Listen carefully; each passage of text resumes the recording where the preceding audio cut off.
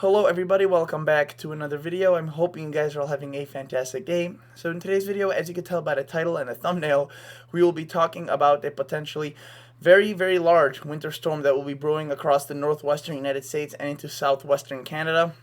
Now, I want to say that this is still pretty far out. If it were to occur, it would be occurring around the time of next weekend into early next week. So yes, about a week away, a little less.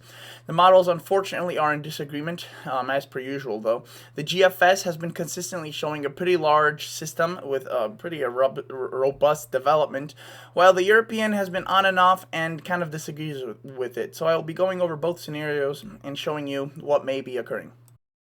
Before we go too far in, notice that the satellite imagery above my head does show a exiting cold front across the eastern United States. So in the meantime, in the short range, as you can see also on the map, tropicaltidbits.com, there we have the green indicating, and even some yellow indicating some heavier rainfall across the northeast and into the mid-Atlantic and southeastern Canada.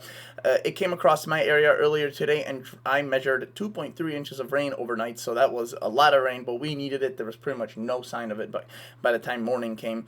And notice that there are quite a bit of frost and freeze warnings across the upper Midwest into Wisconsin, North Dakota, Minnesota, especially the UP, and into northern Michigan. So if you live across those areas, definitely prepare for potentially your crops and just any tropical plants. Take those indoors, as this is going to be the growing, probably the end of the growing season for a lot of folks there.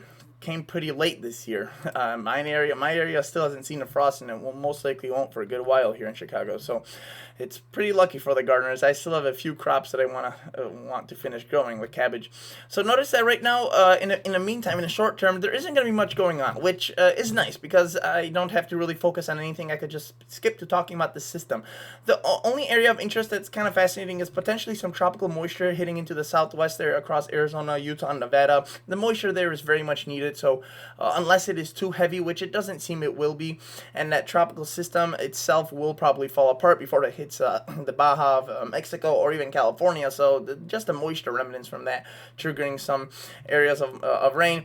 But that sets the stage for what we are seeing, and that is a trough across the west. Again, we have a at this point a little bit of a broken up southwesterly flow, but nonetheless we have a high pressure that moves in from the north during this late part of the week into the weekend.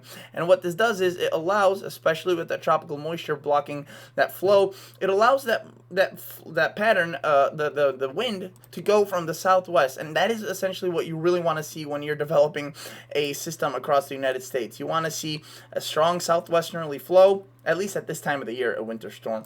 A strong southwesterly flow with some sort of ridging and some sort of a disturbance coming in and picking up this moisture and turning into a very large winter storm. And guess what? That might be exactly what we will be receiving here. I do also want to note that there will be some sort of tropical activity across the Outer Banks of North Carolina into the mid-Atlantic across this upcoming weekend, so that is definitely something to watch for with regards to wind, waves, rip currents, and heavy rain.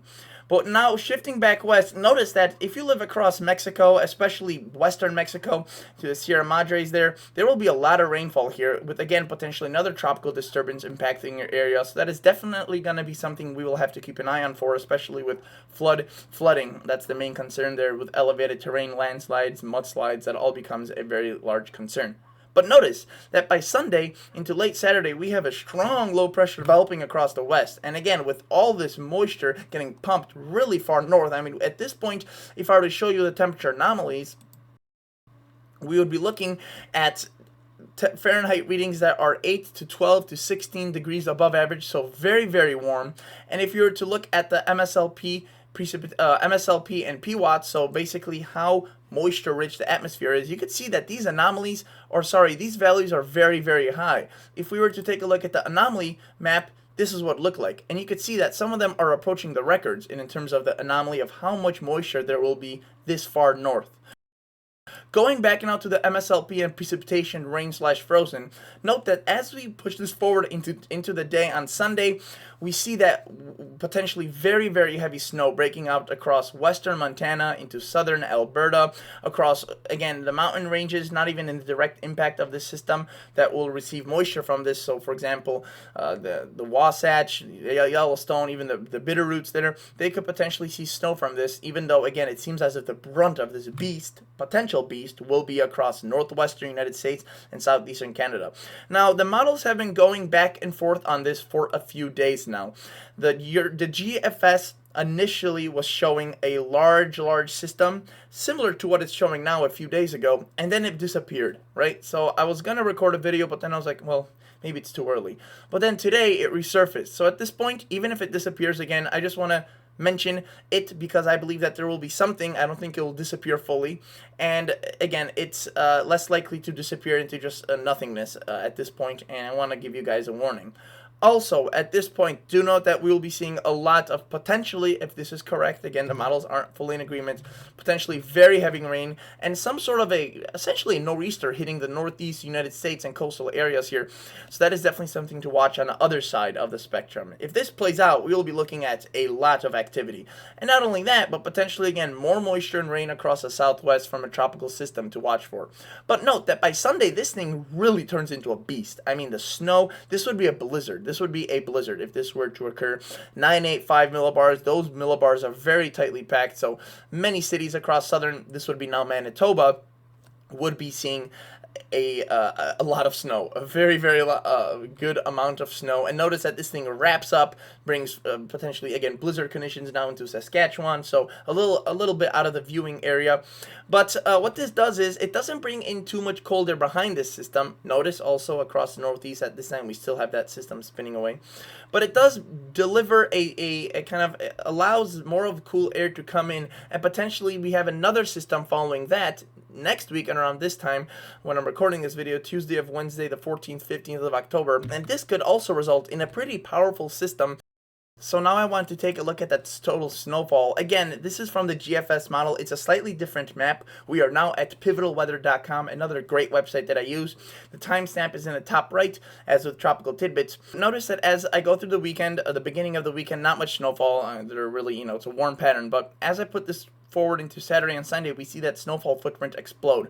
Now again, this would be obviously a very big scenario and one that is very bullish. Not all models are showing this. I want to emphasize that at this point the disagreement is really great, and this is probably the more aggressive version of what will happen. I kind of doubt that it will be this aggressive. Regardless, you can see it shows potentially up to 2 to 3 feet of snow across many of these areas. Such an early snowstorm would be potentially devastating across these areas, especially where harvests are still going on.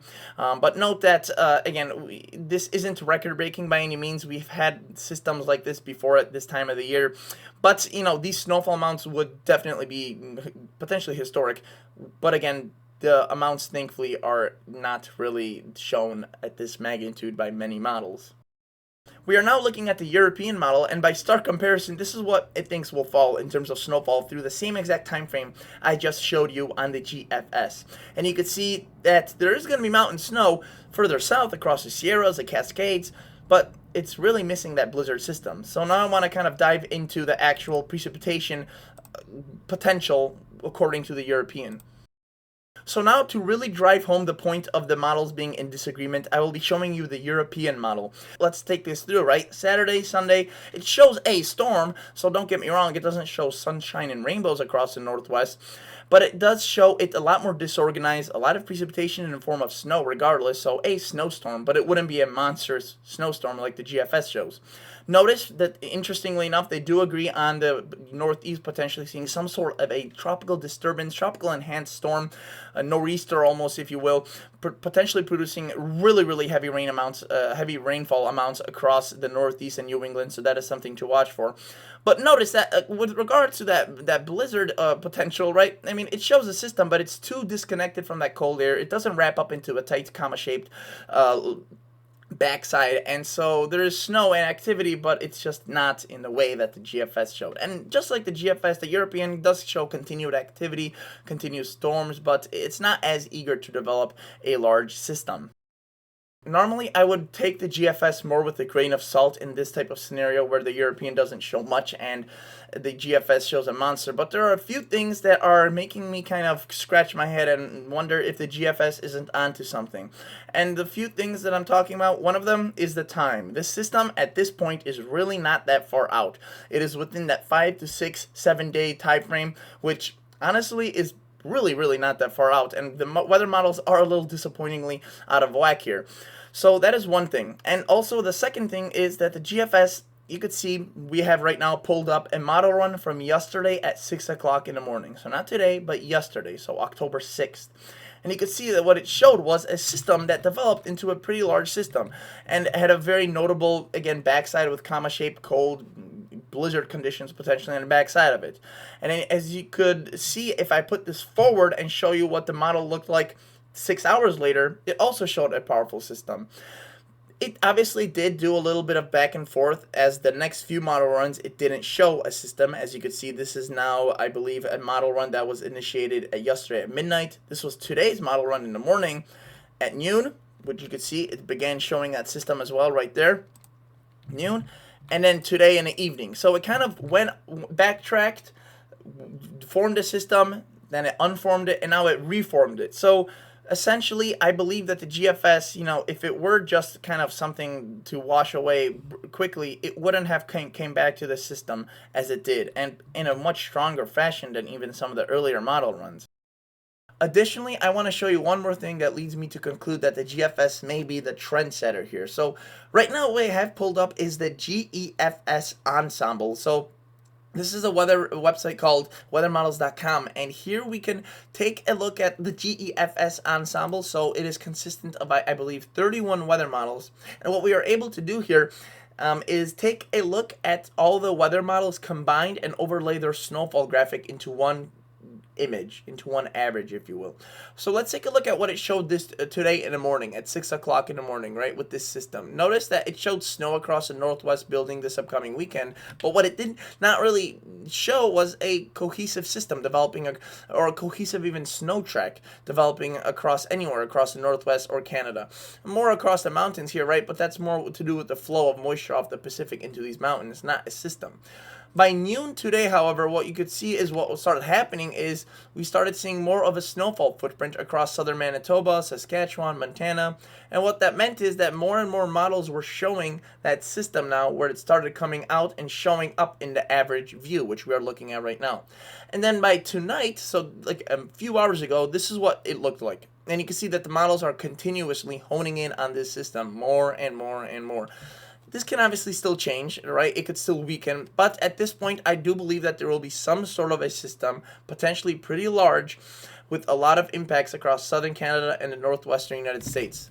Now, if things really work favorably for this system, we could be potentially looking at a monster storm as what the GFS was looking at. But for now, it does seem as if the risk is growing. All right, everybody, thank you so much for watching. I'll catch you all in the next episode. See ya. Bye.